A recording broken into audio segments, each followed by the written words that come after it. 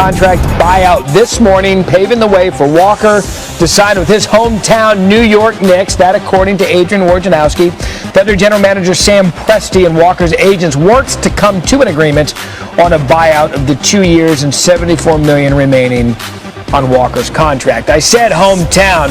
Who could flash back and forget to this memorable moment from Kemba 2011, the Big East quarterfinals, the step back, tied at 74 against Pitt. That won the game.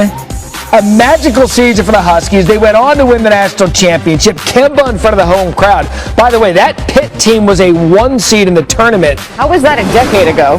Got bounced in the second round. See, I was trying to avoid the, hey, look how old we are. I'm sorry, but it feels like yesterday. Well, maybe it was in some people's minds. Walker's New York homecoming is just the latest of a number of returns to the city this offseason. Over the past 5 weeks, Knicks have been busy from the upcoming season. They've been adding players. On Tuesday, Evan Fournier, the Celtics signed a 4-year, $78 million deal to also join the Knicks.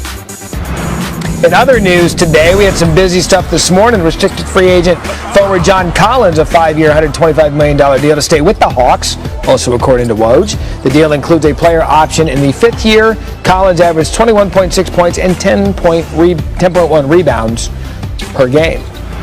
And then do the math on this one, or not, because it might make you feel bad. But Steph Curry has a 4-year, $215 million extension with the Warriors. He is the only NBA player to get multiple $200 million deals. The Bulls, they pulled off a sign and trade with the Spurs, and it's gotten Chicago DeMar DeRozan on a 3-year, $85 million deal. He can actually sign it Friday when that free agent moratorium is lifted.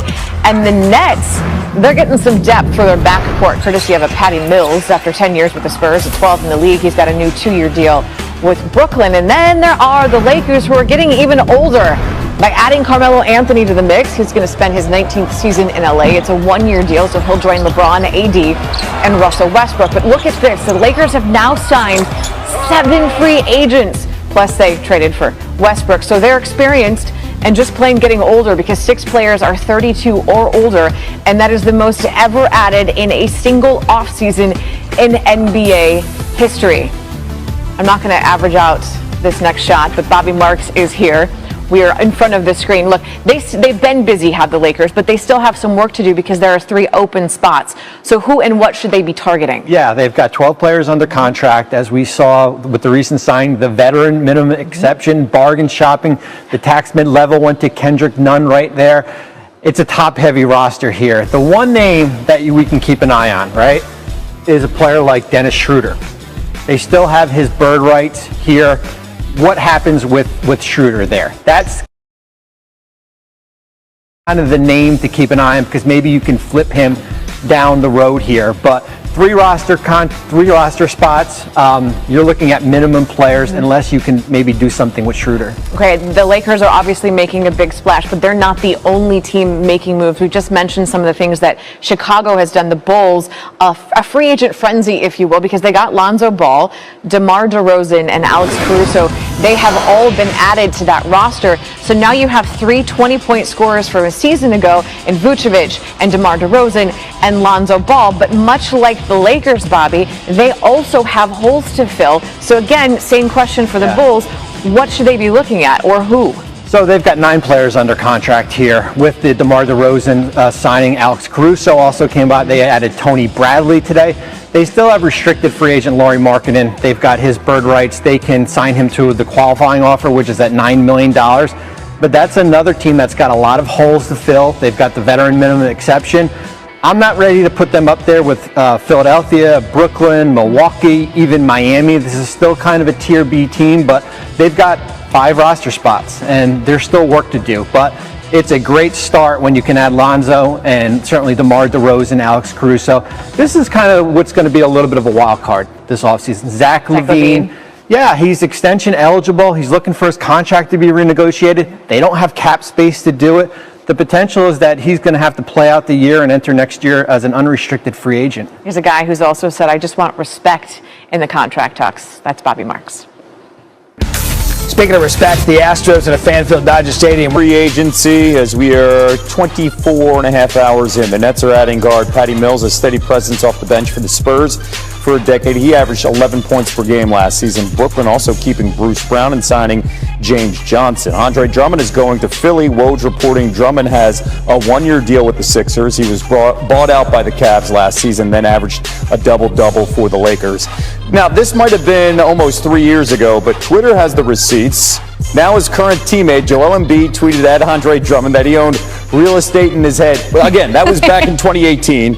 It's going to be an interesting dynamic and one that Philly Sports Radio will enjoy dissecting this summer. As for the team, Drummond is leaving the Lakers.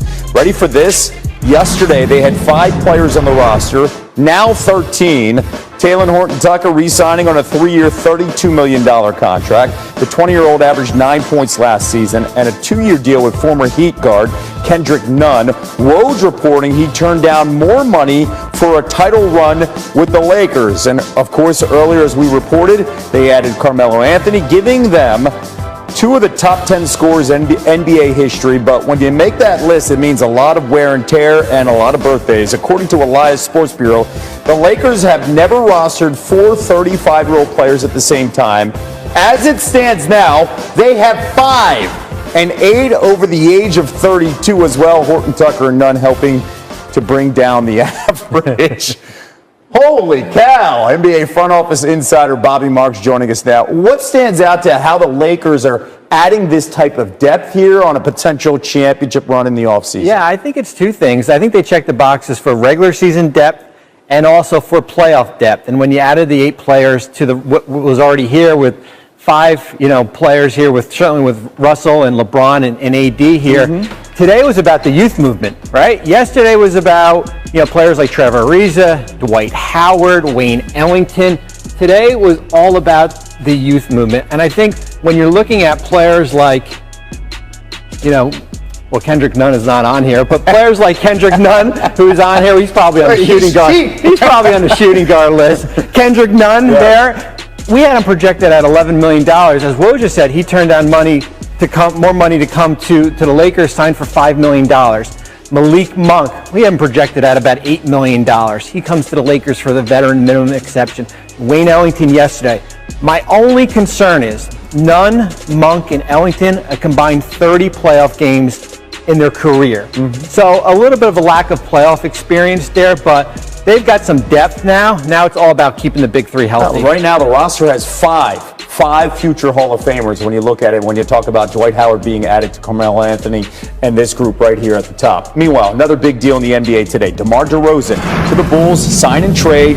Woj is reporting he'll sign a 3-year, $85 million contract. The Spurs will get the expiring contracts of Thaddeus Young and Al-Farouq Aminu, a first-round pick in 2 seconds. A lot is moving on in the East here. Sixers have not moved a lot. The Nets have just kind of quietly adjusted. But yesterday the conversation is the Heat making moves, how they stack up against the Bucks and the Nets. Now, when you look at the moves the Bulls have made in the last 24 hours, how do they stack up to these teams in the East? I'm not ready to put them up there with the big boys yet. I still think they're kind of that tier 2 team, maybe with a team like New York. Atlanta in that group there, probably in that 4 to 6 range here. It's interesting with DeRozan. We talked about him yesterday. Maybe he would go to Miami for the mid-level exception, $9.5 million. 3 years, $85 million, fully guaranteed. And what they were able to do, it's a sign and trade with San Antonio. Players like Al-Farouq Aminu, Thaddeus Young, that works. You send DeRozan back into there, and that's your roster there. Now there's work to be done. 8 players under contract. They've got 6 roster spots. The big question is, can they bring Lauri Markkanen back, who's a restricted free agent? But you've got to like a starting lineup with, certainly with Lonzo, not LaMelo, Lonzo, DeRozan, Zach LaVine. Remember we talked about renegotiation. Will it make Zach LaVine happy? I think it will, and certainly Nikola Vucevic. So they've done a really nice job over the last couple days here. But as I said, there's still some work to be done. And let's not forget the Spurs are going to get a first-round pick and 2 second-round picks. But Vucevic was the shocker that we saw at the trade deadline.